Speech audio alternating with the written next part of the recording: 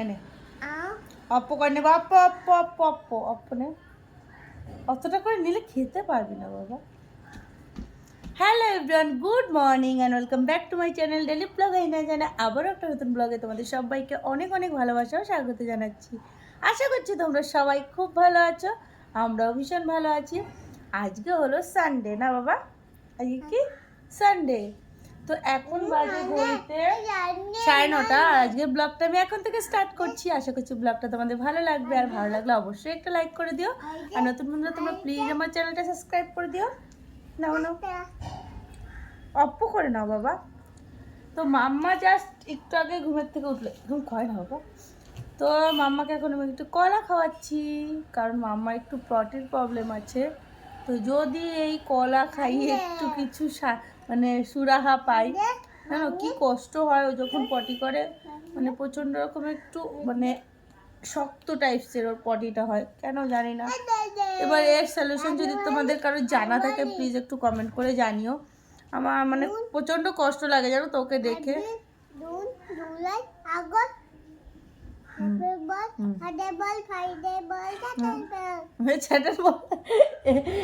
তুই সানডে মানডের মধ্যে মানে জানুয়ারির মধ্যে সানডে মানডে ঢুকিয়ে দিচ্ছিস। বলো সবাইকে, বলো একটু বলে দাও তো, তোমার নাম কি? তোমার নাম, তোমার নাম? হ্যাঁ আদ্রিকা। আর বাবার নাম? হ্যাঁ প্রসেনজিৎ। আর মায়ের নাম? ইন্দ্রাণী। ছোনা আমার পুকুর নিবুড়ি। সানডে মানডে শুনিয়ে দাও। Sunday Monday, Wednesday, Thursday,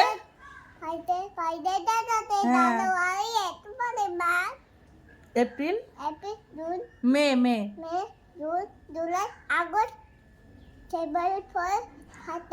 October. Very good. দেখো মাম্মা কত কিছু শোনালো তোমাদের, কেমন লাগলো কমেন্ট করে জানিও কিন্তু। মাম্মা পছন্দ করে, কত সুন্দর গুড গার্ল একটা। আচ্ছা একটু সবাইকে বলে দাও তো যে কোনটা বলবে? হ্যাঁ A for B for C for. বলবে না তাই না? কলাটা খেয়ে নাও। এটা কি বাবা? এটা বানানা। তো খাওয়া দাওয়া হয়ে গেছে সকালে, আর এখন চলে এসেছি রান্নাঘরে। রান্নাঘরের কি অবস্থা একটু দেখো তোমরা, এই চারিপাশটা কি হয়ে রয়েছে, মানে একটা কিছু মানে গোছানো নেই। সমস্তটা এখন পরিষ্কার করতে হবে আমার। তো এই সমস্ত কিছু পরিষ্কার করতে আমার কতটা টাইম লাগবে জানি না। সব থেকে বড়ো কথা হলো আজকে রবিবার, মামার পাপা আসতে অনেকটাই লেট হবে, সেই কারণে আমার অতটাও তাড়াহুড়ো মানে নেই। আস্তে শিস্তে আমি কাজগুলো করতে পারবো, মানে এগুলো করতে গেলে আমার এখন অনেক টাইম লাগবে। তো এরকম পরিস্থিতি হয় না, তো আজকে এরকম হয়েছে জানো না। মানে তোমরা দেখো শুধু একটু রান্নাটা কোথাও সেলফটা একটু বাকি আছে কিনা, প্রত্যেকটা জায়গায় ভর্তি হয়ে রয়েছে। তো সমস্ত এখন পরিষ্কার করবো, আর মাম্মাকেও খাইয়ে দিয়েছি, আমি নিজেও খেয়ে নিয়েছি। আর দেখো যে মামার পাপার গেঞ্জি পরেছি, তো আমি মানে কি বলবো, ঠান্ডা লাগছে, রোদ্দুরটা প্রপারলি উঠছেও না, আর কালকে তো বৃষ্টি হয়েছে, তো সেই কারণে ঠান্ডা লাগছে, কাজ করতে ইচ্ছা করছে না। তো একটু গরম মানে শরীরটা গরম লাগলে তাহলে না কাজের একটা এনার্জি পাবো। তো সকাল থেকে এরকম হয়ে রয়েছে, অ্যাকচুয়ালি কাজের এনার্জি পাচ্ছি না বলে সমস্ত জিনিসপত্র এরকম অগোছালো হয়ে রয়েছে। আর আমি এটা পরেছি, মাম্মা কি বলছে জানো? বলছে বাবা গেঞ্জি পরেছে, মা বাবা গেঞ্জি পরেছে। মামা আমি কি পরেছি বাবা? আমি কার গেঞ্জি পরেছি? বাবা গেঞ্জি পরেছি। আবার বলে দাও তো কার গেঞ্জি? বাবা গেঞ্জি বলছে বাবা গেঞ্জি পরেছি। তো মাম্মা দেখছো ওখানে টিভি। আর চলো আমি এগুলো সমস্তটা গুছিয়ে নিই, তারপর তোমাদের সাথে আবার কথা হচ্ছে।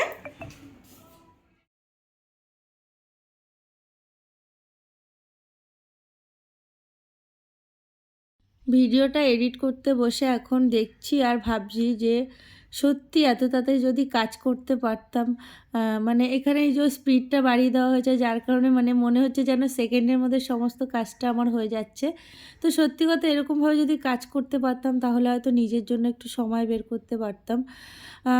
মানে সারাদিন এত সংসারের কাজকর্ম, সংসারের মানুষজনের সেবা যত্ন করতে করতেই না দিনের শেষে আল্টিমেট নিজের জন্য আর টাইম পাওয়া যায় না। তো সেটাই ভাবছিলাম, যদি এরকম মেশিনের মতো কাজ করতে পারতাম তাহলে হয়তো নিজের জন্য একটু সময় বরাদ্দ করতে পারতাম। তবে সত্যি কথা বলতে যে এরকম মেশিনের মতো যদি কাজ করতে পারতামও, তখন হয়তো কাজের পরিমাণটা বেড়ে যেত। কারণ হাউসওয়াইফদের কখনোই রেস্ট বলে জিনিসটা হয় না, কখনো বিশ্রাম বলে জিনিসটা হয় না। তারা হয়তো মেশিন, তাদের অনবরত কাজ করতে হবে। কাজ না থাকলে কোনো না কোনো সেবা যত্ন করতে হবে, কোনো না কোনো কিছুই করতে, মানে সমস্তটাই কাজের মধ্যেই পড়ে। মানে কিছু না কিছু কাজ তোমাকে করে যেতেই হবে, তুমি কখনো বসে থাকতে পারবে না। তারপরেও তোমাদের শুনতে হবে কি যে কী করো সারাদিন, কি সারাদিন তো বসেই কাটাও। তো এটা মানে প্রতিনিয়ত শুনতে শুনতে না অভ্যস্ত হয়ে গেছি। এখন প্রথম হয়তো খারাপ লাগতো, এখনও লাগে, তবে সেই খারাপ লাগার পরিমাণটা অনেকটাই কমে গেছে। তার কারণ জানি তো এই ধরনের কথাগুলো শুনতে হবে। তো অ খারাপ লাগে, মাঝে মাঝে খারাপ লাগে। তবে কিছু করার নেই, হাউসওয়াইফদের সব কিছু মানিয়ে নিতে হয়। এটাই হলো সবথেকে বড় কথা, তাদের মানিয়ে নিতে হয়। তো এটাই শিখে এসেছি মা, কাকিমা, জেঠিমা সবার কাছ থেকেই। আর নিজেরাও এটা মেনে চলি। আর না হলে কি হবে, সংসারটাই আল্টিমেট করা হবে না। তো সেটা তো সব সব মেয়েরা চায় না। সবাই চায় সংসারটা সুন্দরভাবে করতে, তাই না? তো যাই হোক, দেখো এখানে যে বাসনপত্রগুলোকে আমি মেজে ধুয়ে নিচ্ছি। তারপরে রান্নাবান্নার সমস্ত যোগাযন্ত্রগুলোকে করতে হবে, কারণ রান্নাটাও বসাতে হবে।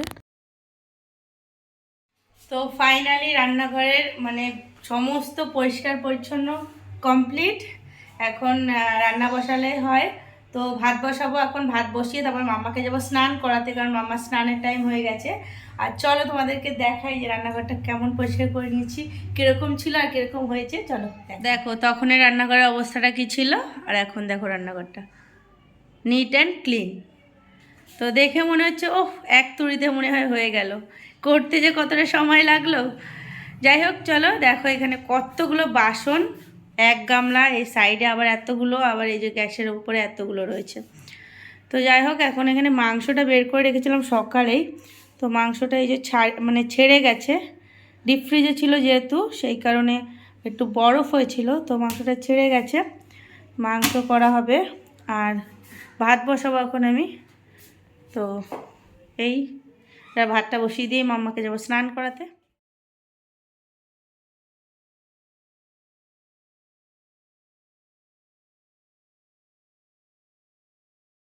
এদিকে মাংসের জন্য সমস্ত কিছু কেটে রেডি করে নিয়েছি।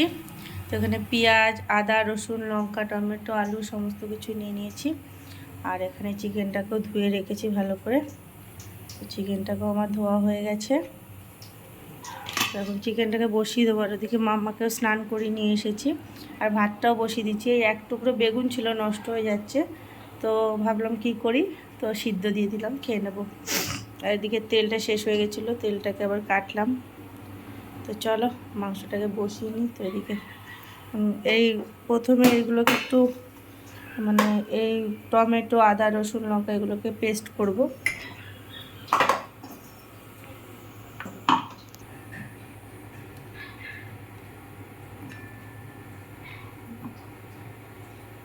রসুনটা না শেষ মানে নেই, যে আমার মনে ছিল না, তো 3-4 কোয়ার মতো ছিল, ওটাই দিলাম, আর কিছু করার নেই এখন।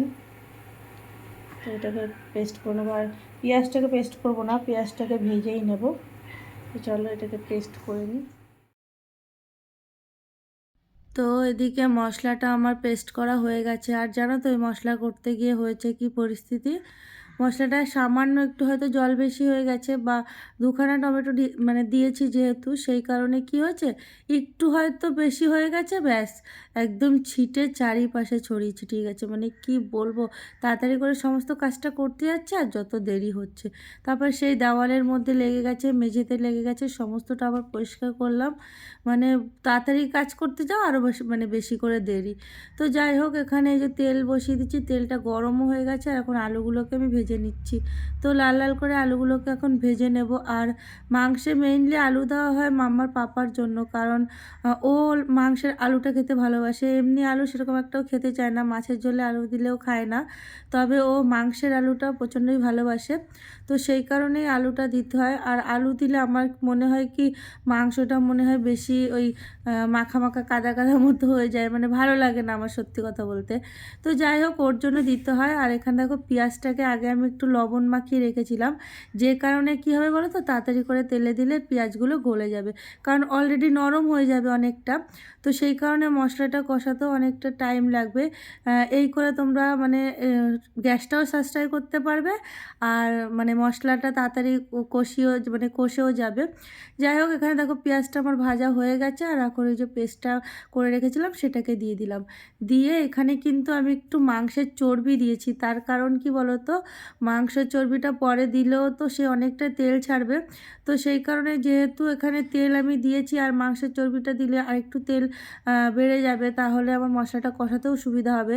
কিন্তু আমি যদি বেশি করে তেল দিয়ে মশলা কষাতে যাই, পরক্ষণে কী হবে, চর্বিটার তেলটা গলে আরও বেশি পরিমাণে তেল হয়ে যাবে। তো সেই কারণে, তো যাই হোক, এখানে মশলা আমার কষানো হয়ে গেছে, আর এখন মাংসটাকেও আমি দিয়ে দিয়েছি। তো ভালো করে এখন মাংসটা কষিয়ে নেব। আর মাঝে মধ্যে তোমরা একটু মাম্মার আওয়াজও পাবে হয়তো, কারণ মাম্মা আমার সঙ্গেই থাকে যখন আমি ভিডিও এডিট করি বা কিছু করি। তো সেটা তোমরা একটু অ্যাডজাস্ট মানে করে নিও। তো যাই হোক, মাংসটা দেখো আমার কিন্তু কষিয়ে অনেকটা, মানে প্রায় 80% কষানো হয়ে গেছে। আর আমি কিন্তু কোনো ঝোল দিইনি দেখো, তবুও মাংসের মধ্যে কি সুন্দর ঝোলছে মানে বেরিয়েছে। তো দেখো, এখানে আমার মাংস একদম রান্না কমপ্লিট হয়ে গেছে। আর এখন আমি একটু ধনেপাতা দিয়ে দিলাম, তারপর একটু গরম মশলার গুঁড়ো দিয়ে মাংসটাকে নাড়িয়ে চাড়িয়ে নামিয়ে নেবো। আর ধনেপাতাটা আমি অ্যাকচুয়ালি মাংসে পছন্দ করি না, তবে মাম্মার পাপার জন্য দিতে হলো, ও ভালোবাসে। তো যাই হোক, মাংসটা রান্না করতে করতে মাম্মার পাপা বাড়ি চলে এসেছিল, আর ও স্নান দান করে আস্তে আস্তে আমার মাংসটা পুরোপুরি রান্না কমপ্লিট হয়ে গেছিলো। তো তারপরে ওকে খেতে দিয়ে দিয়েছিলাম। তো চলো, কি কি রান্না হলো, অ্যাকচুয়ালি তো মাংসটাই রান্না করেছি, আর বাকি যা যা রয়েছে সেটা আগের দিনের বাঁধাকপি করা হয়েছিল সেটা রয়েছে।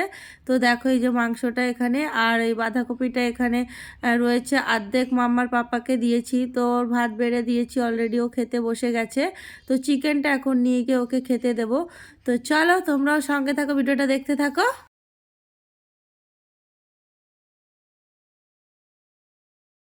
Hello everyone, good evening. তো আবারও চলে আসলাম তোমাদের সাথে কথা বলতে। তো দুপুরে খাওয়া দাওয়া করে আহ, আমি ঘুমাইনি, তবে মামা ঘুমিয়ে পড়েছিল, আজকে ওর পাপার সাথেই ঘুমিয়ে পড়েছিল, আমাকে ঘুম পাড়াতে হয়নি। তো মাম্মা একটু আগে ঘুমের থেকে উঠেছে। আর দুপুরবেলা মাম্মা অল্প করে ভাত খেয়েছে। হ্যাঁ বাবা, দিচ্ছি। তো সেই কারণে মাম্মার জন্য দেখো এখন এই যে ভাত নিয়ে এসেছি, আর মাম্মা দুধ ভাতটা খেতে ভীষণ ভালোবাসে। এ কত খুশি বাবা, দুধ ভাত। কি ভাত, কি ভাত? দুধ ভাত। আবার বলো, দুধ ভাত। আমার মাম্মা দুধ ভাত খাচ্ছে। আর দুপুরবেলা ওই অল্প করেই খেয়েছিল, চিকেন করেছিলাম আজকে। এ নে নে, ধরবি না ধরবি না, নে। তো দুপুরে চিকেন করেছিলাম, তো চিকেন দিয়ে অল্প করে খেয়েছে ও। চিকেনটাই বেশি খেয়েছে, ভাত খায়নি বেশি। তো এখন ওকে এই দুধ ভাতটা খাওয়াচ্ছি, এটা দিয়ে মানে দুধটা দিয়ে ভাত খাওয়ালে অনেকটাই ভাত খায় ও। দুধ ভাত আর ঘি ভাত, এই দুটো জিনিস আমার মাম্মা খুব পছন্দ করে, না বাবা? টুকুনি বুড়ি আমার। তো চলো, মাম্মাকে খাইয়ে নিই। আর মাম্মার পাপা গেছে দোকানে। তো আজকে যেহেতু সানডে, তো সানডে দুবেলা করে ও দোকান করে। চলো, পরে আবার তোমাদের সাথে কথা হচ্ছে। তো আজকে একটু রেস্ট পাবো, নাহলে বাড়িতে থাকলে আমার টিফিন করতে করতে অবস্থা খারাপ হয়ে যায়। মানে সন্ধ্যাবেলা ভাবি একটু রেস্ট নেবো, তখন আবার টিফিন করতে যেতে হয়। তো যাই হোক, চলো সঙ্গে থাকো। দোল দোল দোল নি হাম্পু বুড়ি, এটা আদর কর আমাকে, আদর। হাম্পু ছোনা মাতা, আমার তো চুনটা পাখিটা। দুদিন ভাত ভালো লাগে বাবা।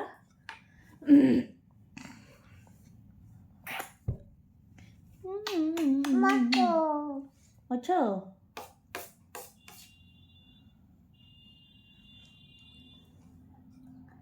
ভাত খাবে আর মানে এক গাল করে ওকে দেব, আর একবার করে করে মুছবে। আসলে কি হয় বলো তো, এই যে বাচ্চারা কি করে, মানে মুখে যদি লেগে থাকে এই যে এইভাবে এরকমভাবে হাত দিয়ে এরকম করে, দেখবে সমস্ত বাচ্চারা এরকম করে। কিন্তু আমার মাম্মাকে আমি শিখিয়েছি, মাম্মা ওভাবে করবে না, তাহলে কি হয় মানে জামার মধ্যে এঁঠোগুলো লেগে যায়। তো ওকে আমি শিখিয়েছি বাবা একটা কাপড় দিয়ে এভাবে মুছবে। তো সেই কারণে মাম্মা হাত দিয়ে ওরকমভাবে মোছে না, এরকমভাবে ওকে একটা কোনো কিছু ন্যাকড়া দিয়ে দিতে হয়, জামা হোক বা ওর এমনি অন্য কোনো কাপড় দিয়ে দিলে এইভাবে ও মুছে নিতে নেয়।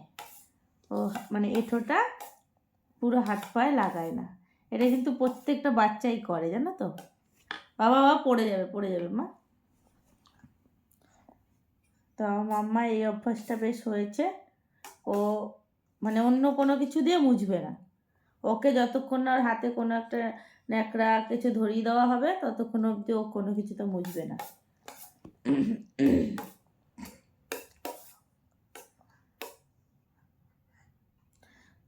বাচ্চা তো পড়ে যাবে, দুষ্টু বুড়ি।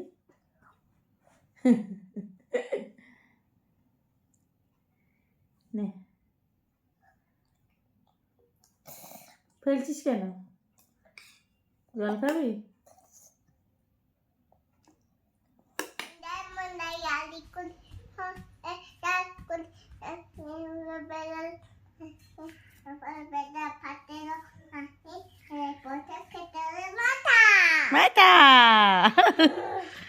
মাম্মা ইকির মিকি খেলা করছে বাবা, তাকা। আবার বল আবার ইকির মিকি কর, আবার কর।